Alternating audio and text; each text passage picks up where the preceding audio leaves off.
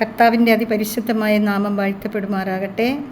പ്രിയപ്പെട്ടവരെ, ഇന്ന് നിങ്ങൾക്കായി സമർപ്പിക്കുന്ന വചനങ്ങൾ എസെക്കിയേൽ പ്രവാചകൻ്റെ പുസ്തകം 20 അധ്യായം 19 വാക്യവും മാർക്കോസ് ലിയുടെ സുവിശേഷം 8 അധ്യായം 36 വാക്യവും. ഈ 2 വചനങ്ങൾ നമുക്കൊന്ന് ധ്യാനിക്കാം. ആ വചനം ഇപ്രകാരമാണ്: ഞാനാണ് നിങ്ങളുടെ ദൈവമായ കർത്താവ്. എൻ്റെ കൽപ്പനകൾ അനുസരിക്കുകയും എൻ്റെ പ്രമാണങ്ങൾ ശ്രദ്ധയോട് പാലിക്കുകയും ചെയ്യുക. ഒരുവൻ ലോകം മുഴുവൻ നേടിയാലും തൻ്റെ ആത്മാവിനെ നഷ്ടപ്പെടുത്തിയാൽ അതുകൊണ്ട് അവൻ എന്ത് പ്രയോജനം? പ്രിയപ്പെട്ടവരെ, നമുക്ക് ഈ 2 വചനത്തെക്കുറിച്ചൊന്ന് ധ്യാനിക്കാം. ഒരുവൻ ലോകം മുഴുവൻ നേടിയാലും തൻ്റെ ആത്മാവിനെ നഷ്ടപ്പെടുത്തിയാൽ അവൻ അതുകൊണ്ട് എന്ത് പ്രയോജനമാണ്? അപ്പോൾ പ്രയോജനം ഉണ്ടാകണമെങ്കിലേ നമുക്ക് ലോകം മുഴുവൻ നേടിയെടുക്കണമെങ്കിലും സമ്പാദിക്കണമെങ്കിലും എല്ലാം ദൈവം തരണമെങ്കിലും നമ്മളിൽ എന്തുണ്ടായിരിക്കണം? ലോകം മുഴുവൻ നേടിയെടുത്താലും നമ്മൾക്ക് ഒരു പ്രയോജനവും ഇല്ലാതെ മാറുന്നത് എന്താ? ദൈവത്തിൻ്റെ സ്നേഹം നമ്മളില്ലാത്തതുകൊണ്ടാണ്.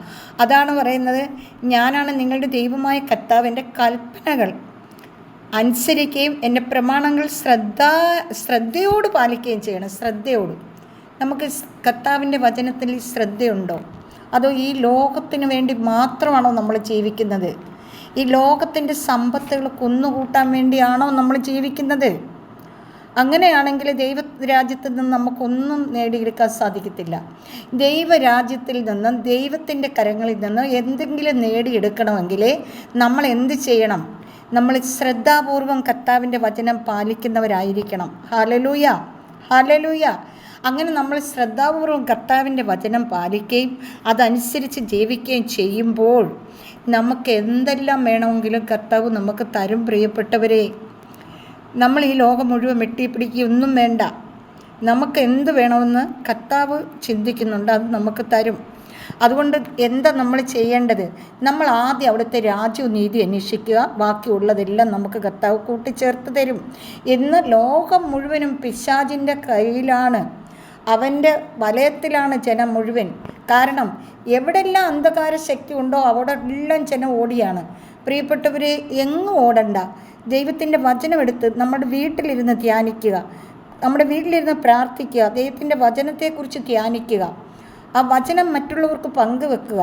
അങ്ങനെ നമ്മൾ ദൈവത്തിൻ്റെ മക്കളായി മാറുക. ഹല്ലേലൂയ. അപ്പോഴാണ് ദൈവം നമ്മളിൽ വന്ന് വസിക്കുന്നത്. ദൈവാത്മാവ്. കർത്താവ് എന്താ പറഞ്ഞത്? ഞാൻ പോയി കഴിയുമ്പോൾ നിങ്ങൾക്ക് വേണ്ടി ഒരു സഹായകനെ അയക്കുമെന്നല്ലേ? ആ സഹായകനായ പരിശുദ്ധാത്മാവ് നമുക്കെല്ലാം വെളിപ്പെടുത്തി തരും. എൻ്റെ പ്രിയപ്പെട്ടവരെ, ഈ 2 വചനം നിങ്ങളൊന്ന് ധ്യാനിക്കണം. ഈ വചനത്തെക്കുറിച്ചൊന്ന് ചിന്തിക്കണം. ഈ വചനം എന്താണ് നമ്മളോട് പറയുന്നത്? അതനുസരിച്ച് നമുക്ക് മുന്നോട്ട് നീങ്ങാം. ഹല്ലേലൂയ. അങ്ങനെ ദൈവരാജ്യം നമ്മളിൽ വന്ന് വസിക്കാനായി നമുക്ക് ദൈവസ്നേഹത്തിൽ ജീവിക്കാം. നമുക്കെല്ലാവർക്കും പരസ്പരം ദൈവത്തിൻ്റെ മക്കളായി മുന്നേറാം. എല്ലാവർക്കും വേണ്ടി പ്രാർത്ഥിക്കുന്നു. എന്നോട് പ്രാർത്ഥന ചോദിച്ച മക്കളെല്ലാം വിശേഷാൽ പ്രത്യേകിച്ച് എല്ലാവരെയും സമർപ്പിച്ച് പ്രാർത്ഥിക്കുന്നു. എൻ്റെ കർത്താവെ, എനിക്ക് പ്രിയപ്പെട്ടവരായി ഒരുപാട് പേരുണ്ട്. അവരെ എല്ലാം കർത്താവ് കാത്തു പരിപാലിക്കണമേ. എന്നെ സ്നേഹിക്കുകയും കർത്താവെ എനിക്ക് വേണ്ടി നിരന്തരം പ്രാർത്ഥിക്കുകയും ചെയ്യുന്ന എനിക്ക് ഒരുപാട് സഹോദരന്മാരും സഹോദരിമാരും ഉണ്ട്. അവരെ എല്ലാം സഹായിക്കണമേ, അനുഗ്രഹിക്കണമേ. പ്രത്യേകിച്ച് ഈ പ്രാർത്ഥന കേൾക്കുന്ന എല്ലാ മക്കളെയും അനുഗ്രഹിക്കണമേ എന്ന് പ്രാർത്ഥിക്കുന്നു. പിതാവായ ദൈവത്തിൻ്റെ സ്നേഹവും പുത്രനായ ദൈവത്തിൻ്റെ കരുണയും പരിശുദ്ധാത്മാവിൻ്റെ അഭിഷേകവും കൊണ്ട് എൻ്റെ എല്ലാ പ്രിയപ്പെട്ടവരെയും നിറയ്ക്കണേ എന്ന് പ്രാർത്ഥിക്കുന്നു. ഈ വചനം നിങ്ങൾക്കെല്ലാവർക്കും വെളിച്ചമായി മാറട്ടെ. Praise the Lord. ഹല്ലേലൂയ.